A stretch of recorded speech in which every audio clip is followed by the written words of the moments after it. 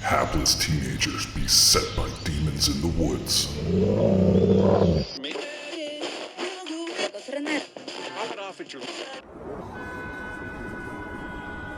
A strange new drug that turns art into murder.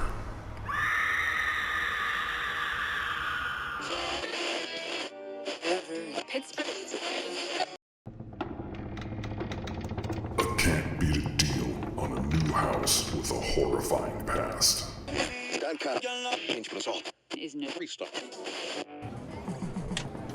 A video game that might usher in the apocalypse.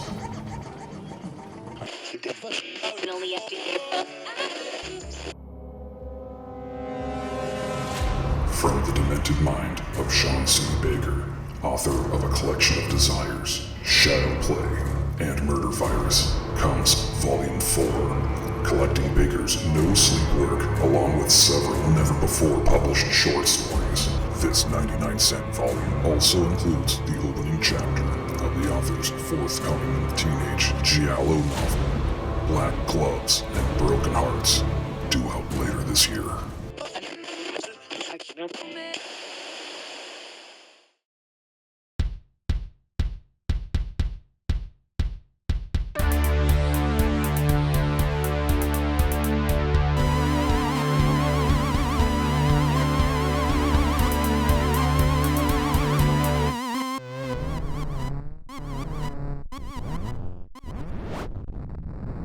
Hello, welcome to another episode of the Horror Vision Presents Elements of Horror. My name is Sean.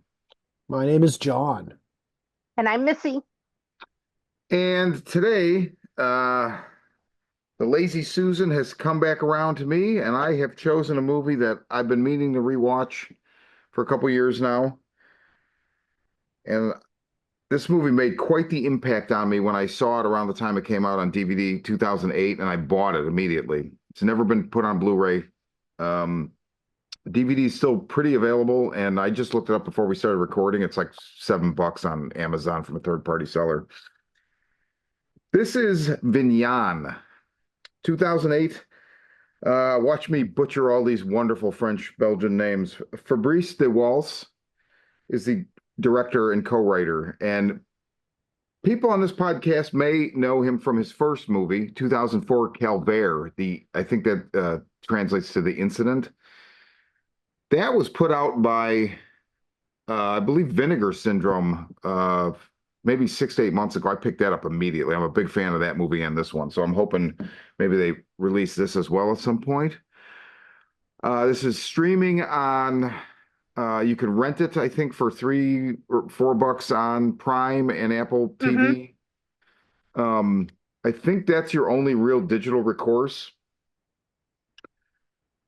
Stars Emmanuel Bayert as Jean Bellemare and Rufus Sewell as Paul Bellemare. And they are a couple who, I don't know, so roughly, I think it was 2004, there was an enormous tsunami that affected Thailand and all surrounding areas. I remember I was actually traveling. I was in England at the time, and, you know, in the UK, tips just aren't really a thing. I remember being confused by that and like asking a bartender, and he's like, "Well, we'll take it, but you know, it's not like, you know, by you in the States." But they literally had tip jars out with things that said like all proceeds go to the victims of the tsunami. There was a very elevated consciousness about this disaster that I found very endearing, as a, you know, opposed to the way other countries treat things like that. But it was a very big deal. And so the premise of this movie is this couple was in Thailand at the time of the tsunami, and their son, their like 7-year-old son, they lost him. There's never been a body, but it's been 6 months now, and Paul Bellemare is trying to face facts and get over his, you know, just emotional destitution at the fact that his son is gone. And Jean is still buying boys' shoes when they're on sale. They are at a fundraiser for an orphanage in Burma, So they're in Thailand, and there's kind of a wealthy people party where there's some people who are doing work over there in Burma, and they're trying to put up orphanages and do that kind of work. And they've shot video. They have a woman with them that shot video, and as she's showing the video of these children that live in poverty and in the dregs of, the storm, Sean sees a little boy facing the other way in the background and basically says, "Oh my God, that's our son. We have to go to Burma." And they do. And that's the setup for the movie. So, John, had you ever seen this movie before? Were you familiar at all? No, I'd never heard of it. I know who Emmanuel Bear is, and I'm a big fan. Never heard of this film before. I had s- there have been a few films to my knowledge that have touched on the tsunami.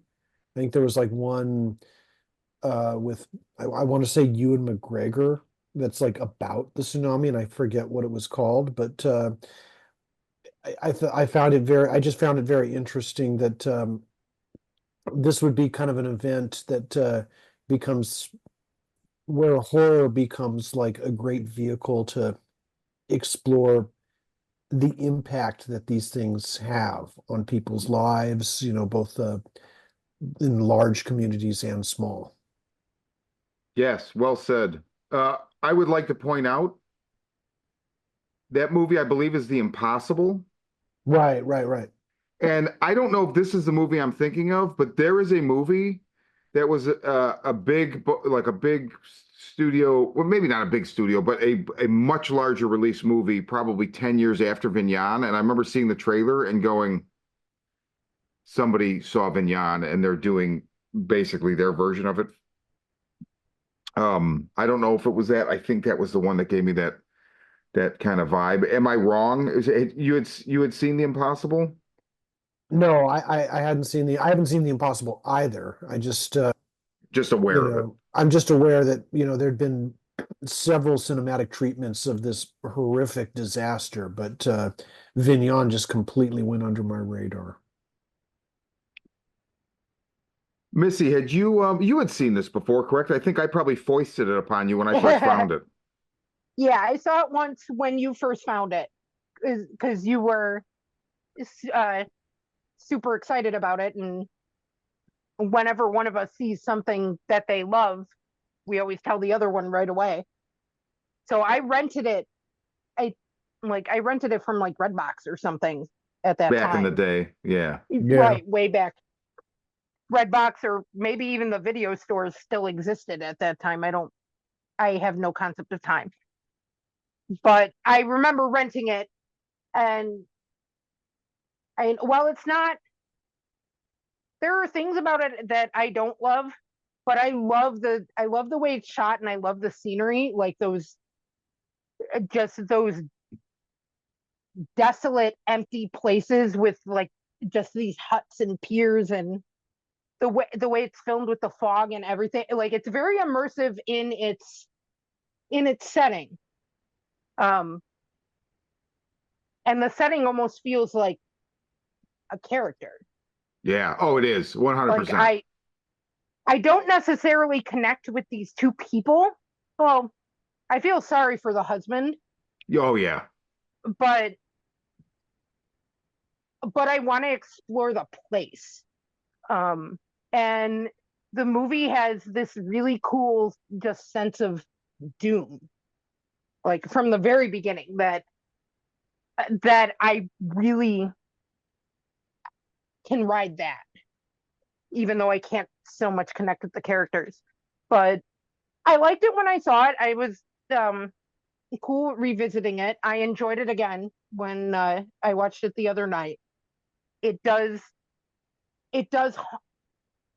the idea of people being haunted really well, Yes. because like she's batshit crazy, and that video does not show you anything that is remotely concrete enough to say, let's go to another country and spend everything we have to look for this child that you know is fucking dead. And not only that, you're going to go to a country that is in a constant state of civil war, and Yeah. if you're a foreigner and you set foot in there, you can get shot, like even right up to this very day. And like around the time that this film came out, I was living in the UK, and I remember refugees from Myanmar and all the other like uh, exposés on human rights violations. So it's like this film is kind of it's kind of pulling double duty, the aftermath of national disaster and social political upheaval as like a setting for a horror story, or the other way around. Okay. Yeah. That's awesome. I didn't realize that all of that stuff like that all was real. I don't really have any context for it. Oh, totally. I mean, totally. I know the tsunami happened, but I don't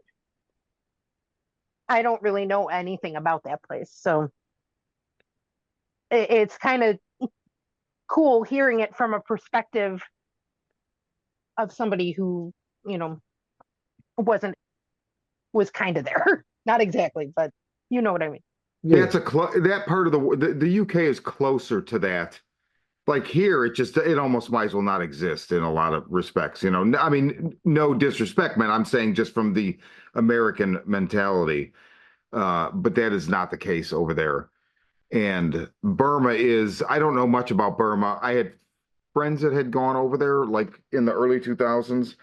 And the one thing I know about Burma is like you just don't go to Burma. Like it's just not a good idea. No, it's not safe. No. And if you are like an American or a Westerner going over there with money, you can get into Burma, but now it's like triple not safe, because chances are the people that will take you into Burma are going to take you in there, kill you, and leave you there and take your money, which is almost what happens in this movie. I feel like this is not a horror movie, but it totally is. There is a definite haunted. I mean, It's elements for sure. It's elements for sure. I mean, the white, like Jean is so. I think, Missy, when you say the doom that's there from the beginning, the fact is, ultimately, it doesn't fucking matter. Like, she's just looking for the reason to go there, because I don't think she even thinks that she's going to find him. I think she's just like, he went off into the impossible, the unknown, and now I have to as well, because I'm his mother and I'm still here and he's not. And so the whole movie is basically her roping her husband into doing this, even though the beginning of this movie is so horrific to me, because it's this social horror of like, okay, they come from this party where they see this tape and they're talking about it in a cab, and he's doing a thing where he's like, it's been 6 months. I think we need to like face the awful fact. And she just gets out of the fucking cab and starts running through, like, I think they're in Bangkok. She's like running through the streets, it's just crowded, right, with people. And everybody's like, there's just all these like, the little kids, the street urchins and the fucking hookers and the this and the that. And she's asking after this Toxin Gao, this gangster, who the woman who took the pictures, like, basically says at this party, like, they say, how did you get over there? And she said, well, I actually hired Toxin Gao, who's this gangster. And everybody's kind of like taken aback, but it's like, well, yeah, but it's safer with him than even, like the military. Like, he's just got the operation. If you pay him well, then he'll make it work. And so now Jean is looking for him. And now imagine that I'm picturing myself as Rufus Sewell, and you're trying to reason with your wife in the face of this terrible, it's like, I don't want to be the one to say this, but it's been 6 months. But she jumps out of the cab, goes through the crowd. Now you got to follow her. There's all these people everywhere reaching for you. The kids asking for money, the hookers, blah, blah, blah.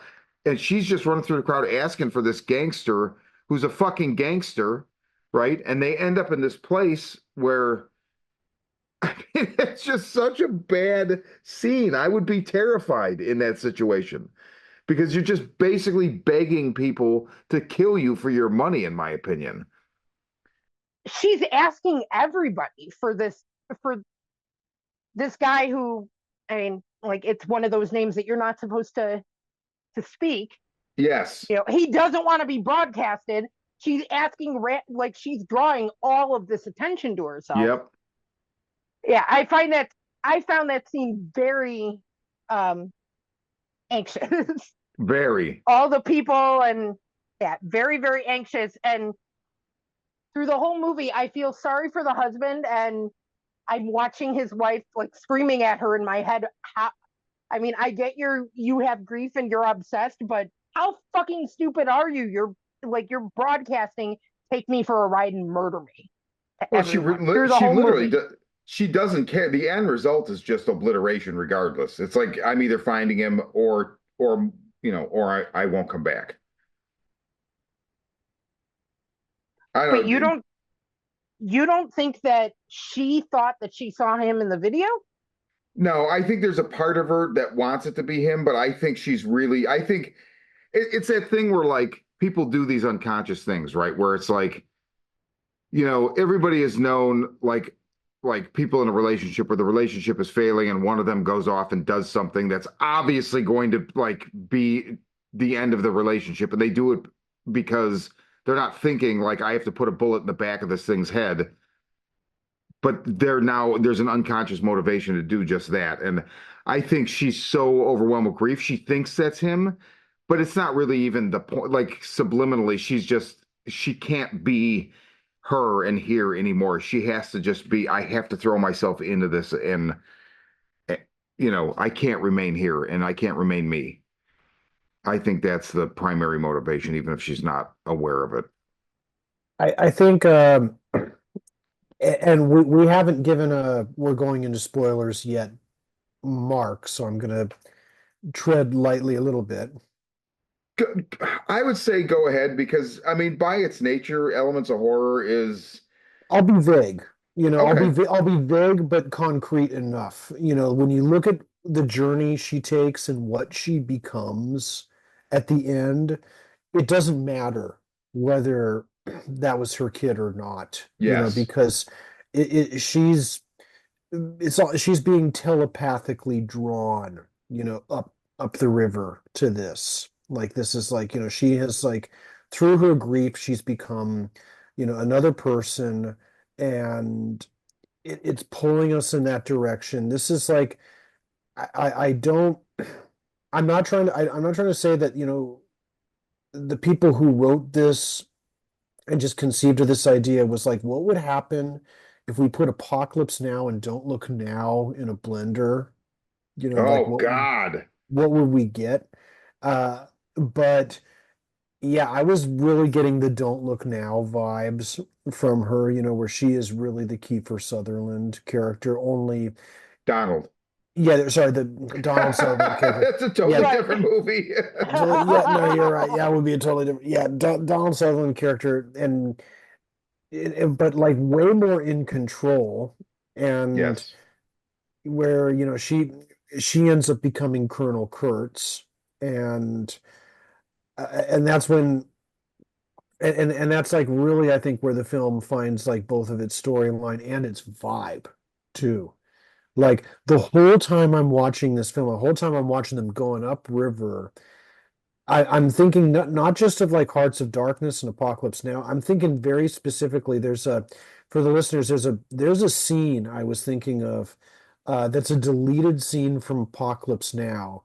You probably can't find it on YouTube because anymore because it has full frontal male nudity in it, but it's called the monkey sampan sequence where it's like they're getting close to Colonel Kurtz's compound there, and they see this sampan that's abandoned, is overrun by monkeys, and they're hearing off in the jungle the Montagnard guards chanting the song Light My Fire by the Doors, and the sampan approaches, and then a gust of wind hits the sails and turns the sails around to reveal a naked man crucified to the ship, and it just passes by. And Chief says to Willard, "That's coming from where that's coming from up where we're headed." And the whole time I'm just thinking, gosh, this is like the creators really studied Apocalypse Now and really liked the monkey sampan scene and are just trying to find some way to capture that vibe and put it into this film. And that's really where I think like the pulse of this film is. Yeah. I have seen that scene, and I don't know if I have some super fancy Apocalypse Now Blu-ray that's got like 3 or 4 versions on it. Mm. So I might have the same one. I don't know if it's in that I've seen it or if it was previously on YouTube at some point or wherever. I don't know, wherever I might have seen it. But yeah, that is definitely the vibe. The Apocalypse Now, I mean, I hadn't thought of the Don't Look Now, but the Apocalypse Now is just, it's all over the third act of this fucking movie. You know, it's just all over. Really the last 2 acts, but especially the third act. Yeah, I see the Don't Look Now when you call it out. I didn't think of it, and I don't remember Apocalypse Now. I saw it once a long time ago. I'm good. I don't do war movies, but is a really interesting perspective. It makes me see it a bit differently, which is cool. Yeah. Cinematographer, Benoit Debie also did Climax and Into the Void. Oh, interesting. Yeah, Climax is, I mean, I'm a huge fan of it and the way it's shot. And so that's really interesting because this is so very, very different. But I agree with Missy where the place is a character and the way that it's shot is so, it is just haunting. And you get deeper and deeper into this place. Mm-hmm. And it's creepy. It's jungle, thick, deep jungle. Like you see when they encounter people, it's like immediately like, oh man. I've never seen, there's a movie which I think there's 2 versions of it. Something like Can You Kill a Child? Who can kill a child? I'm not Googling that. It's Who Can This Kill a is Child. it's from 76 and it's basically like English tourists arrive on an island where children have gone crazy and killed all the adults. So it's a Lord of the Flies kind of thing. Yeah. Right. I think there was a remake. I'm not seeing that here or not. There's something else that's similar. It might just be called, I'm not sure. There's a movie called The Children that is either very similar to that or I'm fucking up the title and it's a Christmas movie, like a Christmas horror movie. Because I can see the cover. But I've seen Who Can Kill a Child. Any resemblance? Somewhat, but that's a straight up, that feels more like a horror movie because it's one of those movies. It's very brightly lit though, and you've got these tourists running through town and like hordes of feral children coming after them. It's kind of a cross between that's got more of like a Children of the Corn vibe. It gets pretty vicious. You don't see everything, but it's insinuated, and it's like I'd consider that a straight up horror movie. Okay. I wondered. I thought I remembered you saying that you had seen it, and I couldn't remember. You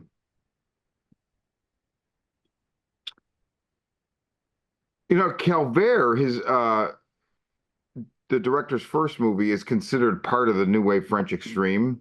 I don't know if I agree with that exactly, but it is, for better or for worse. And this is not, it's not. I mean, there's no way, but there's a lot of stuff that gets lumped in that doesn't necessarily deserve to be. But Calvert is an excellent movie as well. Totally different, smaller in scope. But this, like, I was surprised how big it's. You could tell there's still a small budget. But man, I don't know, they just do a really, really good job. And like one of the things that blew me away is in the third act, the red building. I always forget this, right? And then I watch some of the extras. It's a set. They built it in the jungle. And really? Every time I watch it, I'm like, whoever their location scout is like the fucking major star of this movie. And then I find out that no, it's a set designer because it's so well I mean, it blows my mind. It's so lived in and real looking. It's like a dilapidated temple or whatever the fuck it is that the part of the third act takes place in. Looks like they shot it in Thailand, like just outside of Bangkok. Yeah, they did. That was the shooting location. It was all Thailand. The guy that so they run before they find Thax and Gao, they run into a guy that like basically is like, yeah, I work for him. I'll take you. You don't need to bother him. And I love that's probably my favorite segment. Well, no, that's not true. But man, I just really like this movie. The way they shoot that, where it's like it's so fucking shady. Like it's just the shadiest thing where like he's like, I'll do it for $1.5 million, which is not American money, but it's still, I think it turns out to be for like $43,000 or something like that at the time. Um, but they give him the money and then like they get in the car and they go, and anytime they ask him a question, he doesn't really answer. And they get to customs, and then it seems like he takes their passports, and it's like, are you coming back? Like there's just all these moments where you're like, this guy's gonna fuck them, this guy's gonna fuck them. There's just like this shares some DNA with a movie that I love, Brad Anderson's Trans-Siberian, where it's kind of like the side of horror where it's like traveling gone wrong. Because anyone that's traveled, there could be moments where you're like, oh man, am I in the wrong place with the wrong people? This could be bad. Man, I don't, guy, I fucking love this movie. The composer. So Francois Oud Chanfrau, I'm sure I'm saying that wrong. He did not do many movies. He died extremely young at 41. But he did High Tension, The Hills Have Eyes remake, Inside, um, this. I feel like actually he did more movies than I thought. I remembered he did, but he is one of my favorite fucking composers, and I just felt like it just sucks that he died so young. His music it's sparse in this movie, but when it's there, it's very, very effective. Yeah, it actually kind of surprised me because like really for like the first half hour, I felt like does this film not have music? And if so, maybe that's going to be to its credit. Yeah,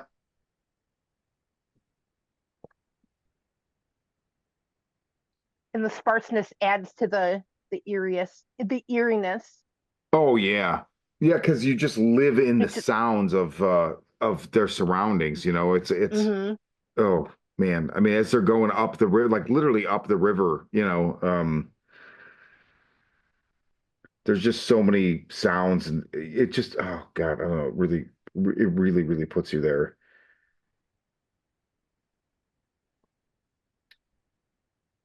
Let me ask you, so both of you, do you feel like this is a realistic movie insofar as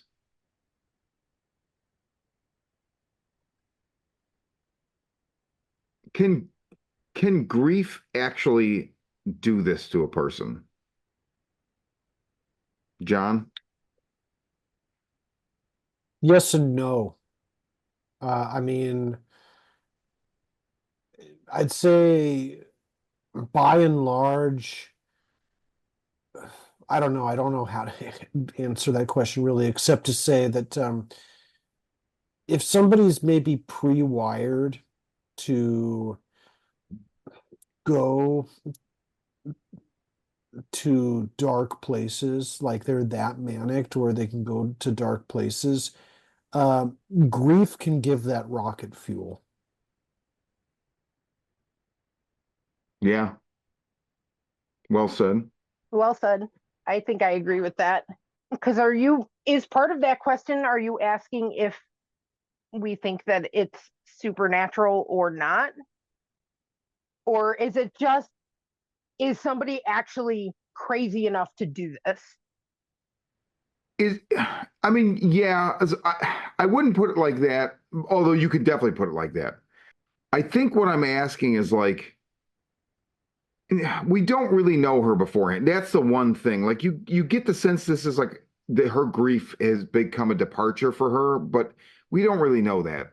And actually, this time maybe more than the last time. The last times I've seen this movie, I got more of a sense of like I guess I had in my head like, well, we don't really know who she was before, so maybe she was a little bit, you know, cross-wired to begin with. Hmm. Um, but her grief becomes like there's an entropy to it that becomes this it's like a black hole. It just sucks into everything around it. Like it destroys everybody in the movie. And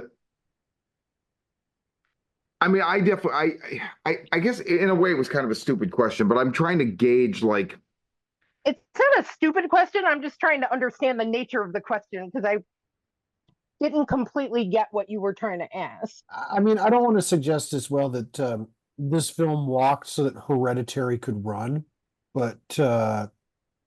there's some kind of striking resemblance to the way she is, with Toni Collette in Hereditary. I could see that. I mean, the thing I with can see Toni that Collette too. in Hereditary is you're dealing with the grief the moment it happens and right directly after, and this is 6 months, so it's Or Lewis in Pet Cemetery, for example. okay. Yeah. Man, grief horror, it's like a thing. Yeah. I mean, the Babadook too. That's Yeah. Yeah, fucking grief horror. yeah. We all process things differently too. So, I mean, if if somebody is already manic or swingy, or even I'm an extremely anxious person, but when big things happen, I'm even because everybody around me is freaking out. So I have to. Hmm. So it's usually stupid things that spin me out, but the big things don't. But everybody reacts differently. Yeah. I definitely find myself more and more affected by horror that deals with grief or age. And the two go hand in hand, right? But and this movie, having seen it, somewhere around the time I was 32 or something like that, affected me. But it still affects me the same way because I have connective tissue back to that first experience. Like I remember some movies I watch and I feel like it's like 2 days later, I'm like, Right. this movie, I have crystal clear experiences. Like I can literally picture watching this movie the first time. I think I watched it with Ray back in the day. Like I foisted it upon him as well. Um, but it's a slightly more not I don't want to say affecting experience now at 48, but it definitely like I think I can understand her grief a little bit more. I think I can understand that like wanting the obliteration. I just don't the way that she goes about it to me is almost like she's almost the villain in like a slasher movie. It's not a slasher movie audience. Please don't think that, but like fates are met and it's not entirely at her hands, but it is essentially. And I think that was where my question was like, could it really like it almost seems like her grief is like lining up all these people, like these people are falling in line with this. It almost seems like supernatural in that regard. Like there's moments where you expect Thax and Gao or some of these other people to do something and they don't seem to do it. They just seem to continue to help move her along on her quest. And it just seems a little bit baffling. Because at first I was wondering if like all these children are meant to represent like sort of like the ghosts of not literally the victims of the tsunami or the victims of uh mass killings in Burma, but rather, people that have been children that have been displaced Yes. by the follies of the adult world.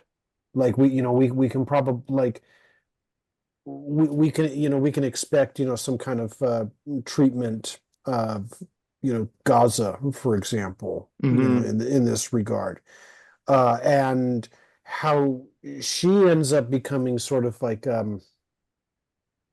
their queen, for lack of a better word, is like really where.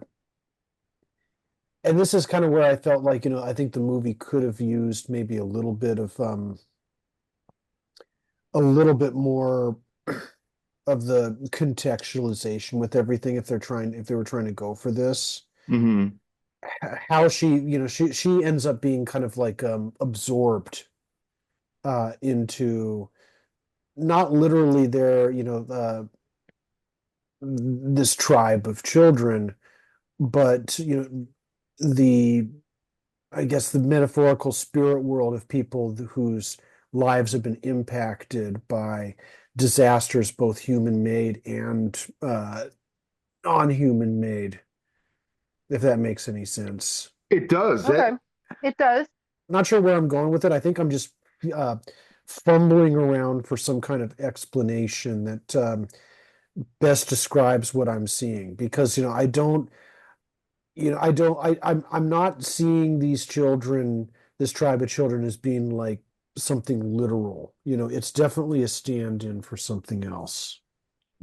So that's interesting because that was going to be my next question I wanted to pose to both of you guys is, so to set up for the listener, if you haven't seen the movie, and this is, I guess, a spoiler. I don't really think you can spoil this movie, but the end result is they end up encountering this large tribe of feral children in the jungle, and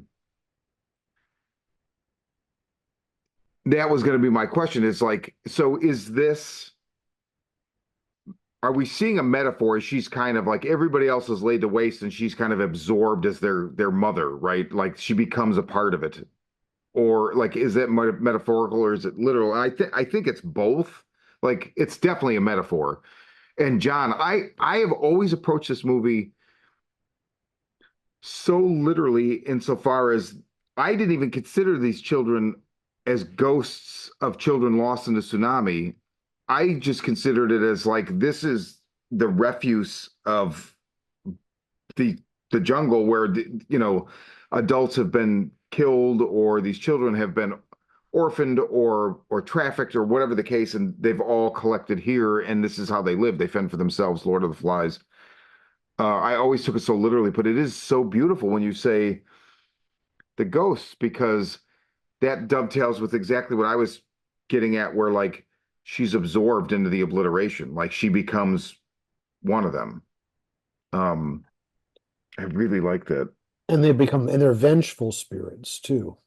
And the tagline for the movie, They which I don't know if this is literally the tagline. So they I think it's Thax and Gao. One of them says it in the movie. Is basically when someone dies a horrible death, their spirit becomes confused and angry. It becomes Vinyan.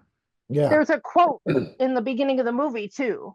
They tell like the first thing you see, they show you a quote that tells you the same thing. Yeah. And both times I watched it, I always went back and forth. Is it supernatural or not? Are they the ghosts of dead children, or are they actually just wild feral children? Right. Um, I mean, and I thought that was kind of the point that she loses her child. She's a mother experiencing grief for losing from the loss of her child, and she becomes the mother of lost children. Yeah.